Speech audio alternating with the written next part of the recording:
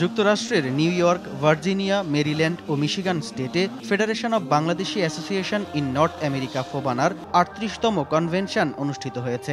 গেল ৩০ আগস্ট থেকে ১ সেপ্টেম্বর পর্যন্ত চলা বর্ণিল এ আয়োজনে বাংলাদেশকে এগিয়ে নেবার প্রত্যয় উচ্চারিত হয়। নিউ ইয়র্কের লাগোর্ডিয়া মেরিয়ট হোটেলে উৎসবের উদ্বোধন করেন বাংলাদেশ কনস্যুলেটের কনসাল জেনারেল নাজমুল হুদা। গিয়াস আহমেদের সভাপতিত্বে এদিন বক্তব্য দেন তানভীর নেওয়াজ, আসেফ বারী টুটুল, খন্দকার মাসুদ রহমান, হাসানুজ্জামান হাসান, দেওয়ান এ আজিম, ডাক্তার শাহজাদি পারভিন ও ফাহাদ সোলেমান। এ সময় বক্তারা বাংলাদেশের অর্থনৈতিক উন্নয়ন ও গণতন্ত্র সমুন্নত রাখতে যে কোনো ত্যাগ স্বীকার করে প্রবাসীদের এগিয়ে আসার আহ্বান জানান। উদ্বোধন ঘোষণা করছি। নিউ ইয়র্ক ফোবানা সম্মেলনে সঙ্গীত পরিবেশন করেন চন্দ্রা রায়, শাহ মাহবুব, বাউল কালামিয়া, আখি আলমগীর ও বিপ্লব।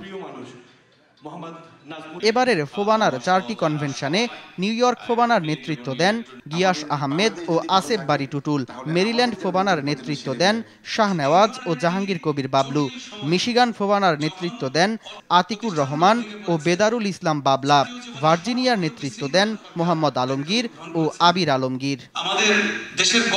ফোবানার 4টি কনভেনশন একই দিনে আয়োজিত হওয়ায় ক্ষোভ প্রকাশ করেন প্রবাসীরা।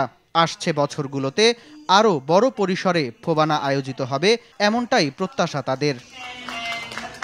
সামদানি প্রত্যয়, RTV।